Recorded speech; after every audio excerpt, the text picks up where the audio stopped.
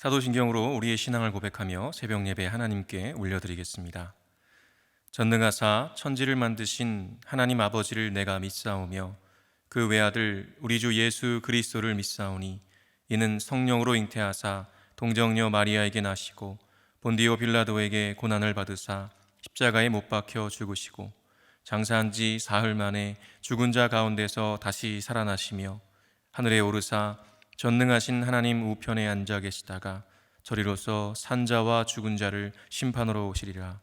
성령을 믿사오며 거룩한 공예와 성도가 서로 교통하는 것과 죄를 사하여 주시는 것과 몸이 다시 사는 것과 영원히 사는 것을 믿사옵나이다.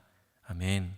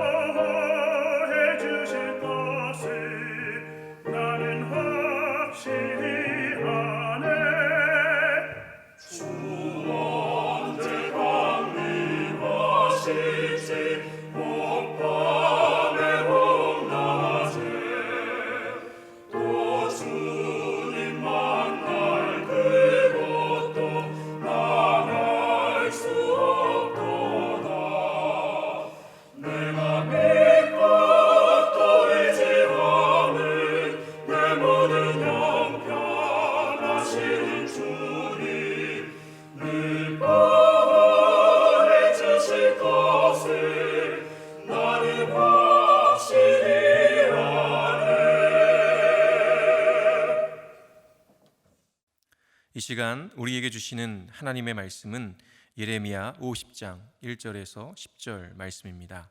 예레미야 50장 1절에서 10절 말씀 제가 봉독하겠습니다. 여호와께서 선지자 예레미야에게 바벨론과 갈대아 사람의 땅에 대하여 하신 말씀이라. 너희는 나라들 가운데에 전파하라, 공포하라, 깃발을 세우라, 숨김이 없이 공포하여 이르라. 바벨론이 함락되고 벨이 수치를 당하며 무로닥이 부스러지며 그 신상들은 수치를 당하며 우상들은 부스러진다 하라. 이는 한 나라가 북쪽에서 나와서 그를 쳐서 그 땅으로 황폐하게 하여 그 가운데에 사는 자가 없게 할 것임이라. 사람이나 짐승이 다 도망할 것임이니라. 여호와의 말씀이니라. 그날 그때에 이스라엘 자손이 돌아오며 유다 자손도 함께 돌아오되 그들이 울면서 그 길을 가며 그의 하나님 여호와께 구할 것이며 그들이 그 얼굴을 시온으로 향하여 그 길을 물으며 말하기를 너희는 오라 잊을 수 없는 영원한 언약으로 여호와와 연합하라 하리라. 내 백성은 잃어버린 양떼로다. 그 목자들이 그들을 곁길로 가게 하여 산으로 돌이키게 하였으므로 그들이 산에서 언덕으로 돌아다니며 쉴 곳을 잊었도다. 그들을 만나는 자들은 그들을 삼키며 그의 대적은 말하기를 그들이 여호와 곧 의로운 처소시며 그의 조상들의 소망이신 여호와께 범죄하였음인즉 우리는 무죄하다 하였느니라. 너희는 바벨론 가운데에서 도망하라. 갈대아 사람의 땅에서 나오라. 양떼에 앞서가는 순념소 같이 하라. 보라, 내가 큰 민족의 무리를 북쪽에서 올라오게 하여 바벨론을 대항하게 하리니 그들이 대열을 벌이고 쳐서 정복할 것이라. 그들의 화살은 노련한 용사의 화살 같아서 허공을 치지 아니하리라. 갈대아가 약탈을 당할 것이라. 그를 약탈하는 자마다 만족하리라. 여호와의 말씀이니라. 아멘. 제가 기도하겠습니다. 자비로우신 하나님, 죄 많은 인생을 긍휼히 여기시고 주님의 자녀 되게 하시니 감사합니다. 제 삶은 제 것이 아니고 오직 주님의 것임을 고백하오니 주님의 뜻대로 사용하여 주옵소서. 늘 겸손하게 주님의 말씀 앞에 엎드리게 하시고 늘 감사하며 주님을 찬양하게 하시며 늘 기뻐하며 섬기는 참으로 복된 인생 살게 하여 주옵소서. 오늘도 진리의 말씀이 우리의 힘과 능력이 되게 하실 줄 믿습니다. 우리의 눈과 귀를 열어주셔서 잘 듣고 깨달아 살아내게 하여 주옵소서. 예수 그리스도의 이름으로 기도합니다. 아멘. 할렐루야. 오늘도 주님을 예배하는 자리에 서신 모든 분들을 주님의 이름으로 환영하고 축복합니다. 오늘은 울면서 돌아갑시다 라는 제목으로 하나님 말씀 전하겠습니다. 이제 드디어 남유다를 괴롭히고 결국 멸망시킨 바벨론에 대한 심판의 메시지가 시작됩니다. 그동안 예레미야서를 묵상하면서 남유다의 죄악과 돌이키지 않는 강팍함을 보았습니다. 그리고 그러한 남유다를 이방 나라인 바벨론을 통해 심판하시는 하나님의 절대 주권과 능력을 보았습니다. 그런데요, 지금 우리가 이야기하고 있는 내용들은 이미 역사를 통해 또 성경을 통해 우리가 알고 있는 우리의 입장에서 본 이야기입니다. 다시 성경 시대로 돌아가서 우리가 남유다의 입장이 된다면 어떨까요? 남유다의 왕들과 지도자들, 백성들은 도대체 왜 하나님의 말씀을 듣지 않고 그렇게 자기 멋대로 행동했을까요? 하나님께서 여러 선지자들을 보내셔서 지속적으로 우상 숭배에서 돌이켜 하나님께로 돌아오라고 말씀하셨음에도 왜 그들은 듣지 않았을까요? 그들의 믿음의 조상 아브라함과 이삭과 야곱에게 하신 하나님의 약속, 출애굽 당시 이스라엘 백성과 하셨던 그 놀라운 약속들을 왜 믿고 지키지 않았을까요? 저는 이런 질문들을 던지면서 이스라엘 백성들의 모습 속에서 저 자신의 모습을 발견하게 되었습니다. 전능하시며 창조주이신 하나님, 구원자이신 하나님을 믿는다고 하면서도 여전히 그분의 말씀대로 살지 못하는 저 자신, 놀라운 구원의 감격과 확신, 또 간증의 증거들이 있음에도 여전히 주님의 말씀에 100% 순종하지 못하는 저 자신을 볼 때마다 자괴감이 들곤 합니다. 여러분은 어떠신가요? 여러분은 정말 창조주 하나님을 믿으십니까? 그분께서 여러분을 지으시고 구원하신 주님이심을 믿으십니까? 그분께서 여러분의 모든 것을 책임지시는 아버지가 되심을 믿으십니까? 그런데 왜 저와 여러분은 그토록 많은 근심과 걱정으로 소중한 삶을 허비할 때가 많을까요? 왜 이스라엘은, 남유다는 전능하신 하나님이 그들의 하나님이심에도 불구하고 그저 인간이 돌과 나무로 만들어낸 우상을 섬겨서 하나님의 진노를 샀을까요? 그 이유가 무엇이겠습니까? 그것은 바로 인간의 타락한 본성, 죄성 때문입니다. 욕심 때문이죠. 아브라함을 생각해 보십시오. 하나님께서는 분명히 그를 통해 큰 민족을 이루시겠다고 말씀하셨습니다. 그런데 그 약속의 자녀가 태어나지 않고 시간이 오래 지나자 어떻게 했습니까? 아내 사라의 말에 따라서 여종 하갈과 동침하여 이스마엘을 낳았습니다. 대를 이어야 한다는 인간적인 마음으로야 문제될 것이 없는 행동처럼 보입니다. 그러나 하나님의 약속은 아브라함과 사라를 통한 언약의 자손을 주시겠다는 것이었습니다. 그럼에도 하나님을 신뢰하지 못하고 순간 믿음이 약하여졌던 것이죠. 그래서 하나님의 뜻에 온전히 순종하지 못했습니다. 인간적인 욕심이 믿음보다 앞섰기 때문이었죠. 출애굽은 어떤가요? 하나님께서 10가지 재앙을 애굽에 내리실 때 이스라엘은 환호했을 것입니다. 애굽 사람들로부터 받은 은금패물들을 한가득 가지고 출애굽할 때 신이 났겠죠. 그러나 홍해가 앞을 가로막고 뒤에서 애굽의 군대가 쫓아올 때 이스라엘은 하나님을 향한 신뢰를 저버리고 당장의 생존 때문에 하나님을 원망했습니다. 홍해를 지나고 나서도 이스라엘은 조금만 어려운 문제가 생기면 그렇게 하나님과 모세를 원망하며 애굽을 그리워했습니다. 얼마나 어리석은지요? 사사시대는 어땠나요? 문제가 생기면 하나님을 찾다가도 문제가 해결되면 자신들의 욕심을 따라서 또다시 우상을 섬겼습니다. 그리고 또 문제가 생기면 하나님을 찾고 해결되면 또 우상 숭배하고, 그것이 수없이 반복되는 것이 바로 사사시대였습니다. 왕정시대는 어땠나요? 진정한 왕이신 하나님이 계심에도 다른 나라들처럼 인간 왕이 필요하다고 욕심을 부렸습니다. 그래서 왕을 세웠더니 그 왕들은 자신의 욕심을 따라서 하나님이 아니라 우상들을 섬겼죠. 백성들을 사랑하는 것이 아니라 군림했습니다. 그리고 그렇게 지도자들의 타락은 백성들의 타락으로 이어졌고 결국 북이스라엘은 아수르에게 멸망을 당했고 이제는 남유다마저도 바벨론에게 멸망을 당하고 말았습니다. 그 긴 왕정시대 동안 수없이 선지자들을 보내셔서 돌이키라고 외치셨지만 백성들은 돌이킬 줄을 몰랐습니다. 왕과 지도자들은 그들의 욕망을 채우기 위해, 백성들은 그들 나름의 욕심을 채우기 위해서 우상을 섬기며 하나님을 무시했죠. 그래서 그들은 예레미야가 예언한 대로 그렇게 하나님의 징계를 받고야 말았습니다. 그런데요, 참 이상한 것이 있습니다. 하나님께서는 그렇게 당신을 배반하고 무시한 이스라엘을 한 번도 포기하지 않으셨다는 것입니다. 아브라함이 하갈을 통해 이스마엘을 낳았을 때도 하나님은 다시 약속을 확신시켜 주시며 그의 믿음을 새롭게 하셨습니다. 그리고 결국 이삭을 주셨죠. 홍해 앞에선 이스라엘이 원망하고 난리를 쳤을 때도 하나님은 홍해를 가르시고 애굽의 군대를 홍해에 수장시키시는 놀라운 기적으로 그들을 살리셨습니다. 이후에도 수많은 위기가 있었지만 그때마다 불평하고 원망하는 이스라엘을 끝까지 포기하지 않으시고 품어주셨습니다. 그리고 결국 약속의 땅 가나안으로 인도해 주셨죠. 사사시대에도 그들이 부르짖을 때마다 사사를 보내셔서 구원해 주셨습니다. 그리고 그렇게 왕정시대 때에도 다윗과 솔로몬을 통해 하나님 나라 백성들이 온 세계에 우뚝 설 수 있도록 인도해 주셨습니다. 하나님께서 은혜를 베푸시는데도 하나님을 무시하고 우상을 숭배하며 배신하는 이스라엘을 향해 결국 하나님께서는 진노의 징계를 내리셨죠. 그래서 북이스라엘도 남유다도 멸망을 당하고 포로로 끌려가게 되었습니다. 그래서 하나님께서 그렇게 이스라엘을 포기하셨을까요? 아닙니다. 이번에는 이스라엘을 그렇게 괴롭히고 짓밟은 바벨론을 심판하십니다. 그 이야기가 바로 오늘 읽은 50장에서부터 51장에 이르기까지 길게 펼쳐집니다. 2절과 3절 말씀해 보니 이렇게 기록합니다.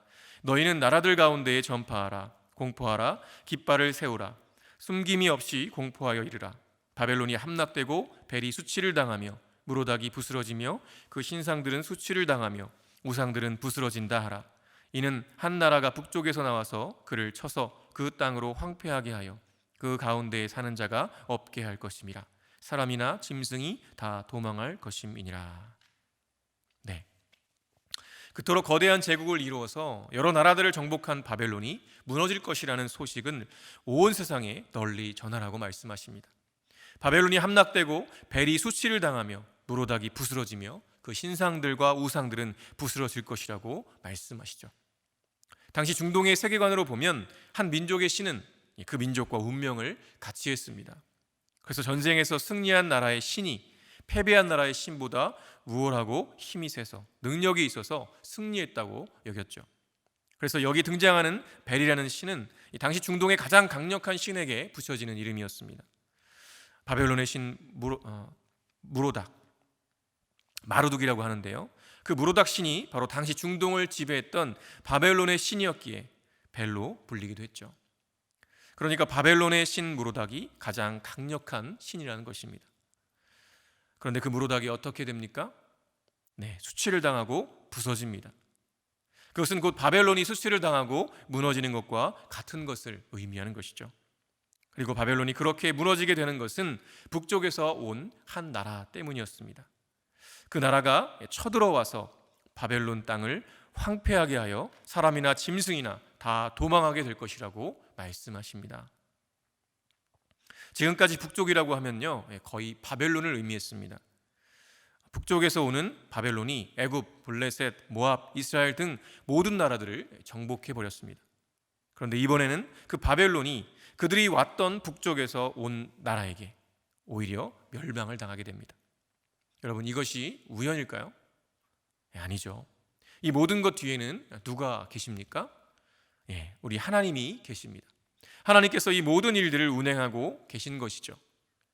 북쪽에서 온 바벨론이 나라들을 정복했던 것도 하나님의 섭리 안에 있었던 것이었고요. 그런데 그 바벨론이 어땠습니까? 자족할 줄을 몰랐습니다. 그들이 하나님께 쓰임받는 도구임을 깨닫지도 못했습니다. 그래서 더 큰 욕심을 내었죠. 교만했습니다.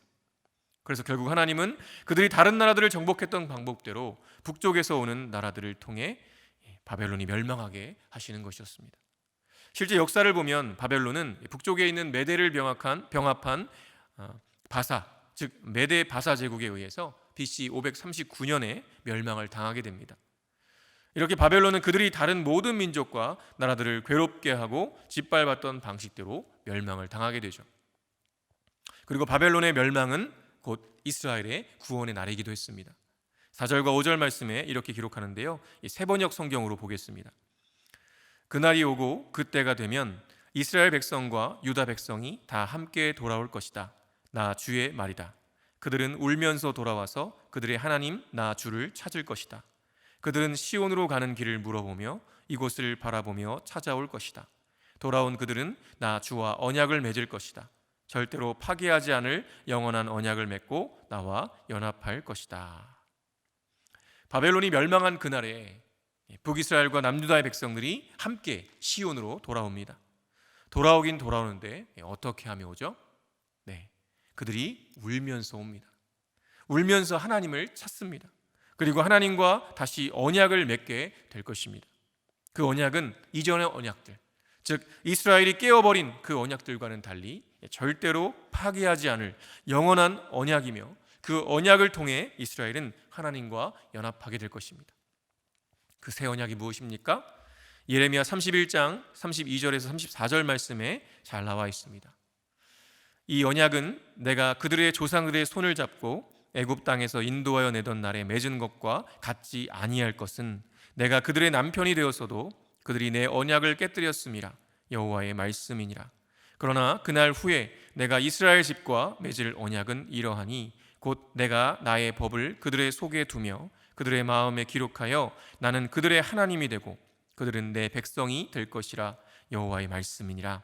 그들이 다시는 각기 이웃과 형제를 가리켜 이르기를 너는 여호와를 알라 하지 아니하리니 이는 작은 자로부터 큰 자까지 다 나를 알기 때문이라. 내가 그들의 악행을 사하고 다시는 그 죄를 기억하지 아니하리라. 여호와의 말씀이니라. 아멘. 이 새 언약은 절대로 깨어질 수 없도록 이스라엘의 마음에 기록한 언약입니다. 그리고 이 새 언약을 통해 이전의 모든 악행을 사하시고 다시는 그 죄를 기억하지 않으실 것이라고 말씀하십니다. 얼마나 놀라운 은혜의 말씀인지요. 이스라엘이 그렇게 주님의 마음을 아프게 하고 그 언약을 일방적으로 깨버리고 하나님을 무시하고 멸시하며 불순종했음에도 우리 하나님은 그러한 이스라엘을 한 번도 포기하지 않으셨습니다. 왜일까요? 아수르와 바벨론을 통해서 멸망을 시켜서라도 다시 하나님께로 돌아오게 하십니다. 왜일까요? 무슨 다른 이유가 있겠습니까? 하나님께서 이스라엘을 사랑하시기 때문입니다. 여러분, 하나님께서 이스라엘처럼 말도 안 듣고 온전히 믿지도 않고 불평하고 원망을 쏟아내고 그렇게 달라고만 하는 저와 여러분을 왜 지금까지 포기하지 않으실까요? 다른 이유가 없죠. 주님께서 저와 여러분을 사랑하시기 때문입니다. 그래서 저와 여러분이 주님을 진실로 사랑하여 그분의 백성이 되고 그분이 우리의 하나님이 되시는 것을 바라시기 때문이죠. 그리고 그 사랑의 확증으로 독생자 예수 그리스도를 보내주시지 않으셨나요? 우리를 위해 십자가에 죽기까지 끝까지 사랑하신 하나님 앞에서 우리가 어떻게 나 자신의 욕심과 욕망을 내세우며 살아가겠습니까? 그래서 우리는 오늘 이 예레미야서의 말씀처럼 울며 하나님께로 돌아가야 합니다. 그렇게 한없는 은혜와 사랑을 부어주셨음에도 여전히 나의 욕심과 욕망으로 하나님이 아니라 다른 우상들에게 마음을 주며 만족을 찾으려고 하는 이 어리석고 추한 나 자신의 죄를 회개하며 울며 주님께로 돌아가야 하는 것이죠. 오늘 이 시간 그렇게 주님 앞에 울며 돌아가는 놀라운 은혜와 축복이 있으시기를 간절히 축원합니다. 주기도문으로 예배를 마치겠습니다. 하늘에 계신 우리 아버지여, 이름이 거룩히 여김을 받으시오며 나라가 임하시오며 뜻이 하늘에서 이루어진 것 같이 땅에서도 이루어지이다. 오늘 우리에게 일용할 양식을 주시옵고 우리가 우리에게 죄 지은 자를 사하여 준 것 같이 우리 죄를 사하여 주시옵고 우리를 시험에 들게 하지 마시옵고 다만 악에서 구하시옵소서. 나라와 권세와 영광이 아버지께 영원히 있사옵나이다. 아멘.